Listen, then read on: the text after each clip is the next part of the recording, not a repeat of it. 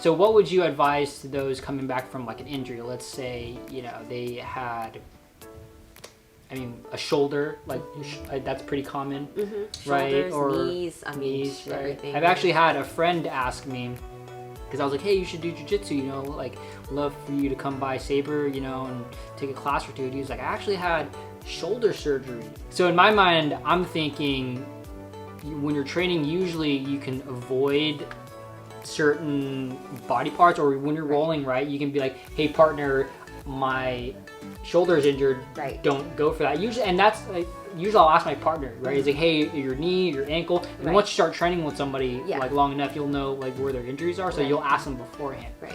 But at the same time, is it good to, let's say, completely avoid like a certain movement? I don't know. So like, what are your thoughts? My first thought would be, but my first warning, I should say, is that if you are going to train, injuries or not, you are liable for your own safety. Nobody else is. Even if you tell your partner, you cannot control what's going to happen. Even if you let them know, hey, my shoulder hurts, my knee hurts, they definitely, I'm sure, will be a good partner and try to watch out for you. But whatever happens on the mat will not really be anyone's fault other than your own, because you brought yourself here. So just know, and people watch out for each other all the time. I'm not saying they don't, but I'm just saying if something were to happen, just be aware, you won't be able to blame anyone. You should just know, okay, I'm taking a risk training when I'm injured. With that being said, I think you should train. Wait, let me put a quick disclaimer. Please consult your doctors. We are not doctors, so this is just our personal opinion. Yes. Now, obviously, if you are recovering from any serious injury, please consult your doctor. Though, with the topic of jiu-jitsu, it's so common that there's always going to be bumps, bruises. There's always going to be some sort of, I wouldn't say nagging injury, but there's always just something.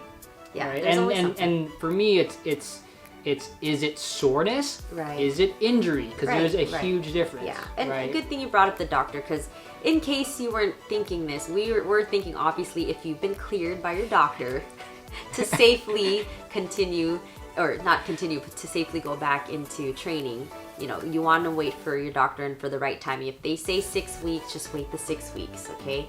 Because if you come in too early, you're risking just further injury, and then you just set yourself back another 6 weeks.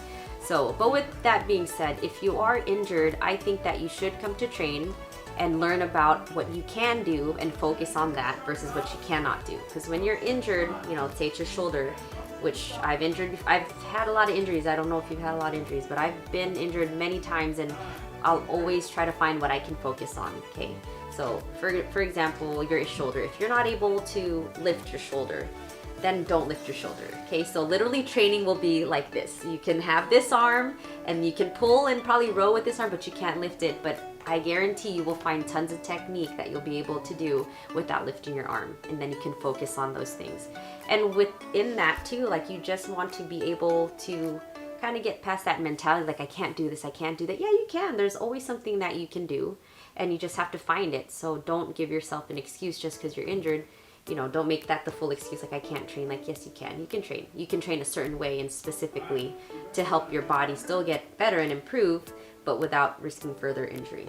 Yeah, so I think that it's really important. And it's also really important, you were talking about this soreness and whether or not it's an injury, to really differentiate what an injury really is, where you need to be careful, versus are you just being a little wuss? Are you just a little sore? We're all sore. Right. Are you a little injured? We're all a little injured. Yeah, right. So I'm not, no judgments. You do what you got to do for you.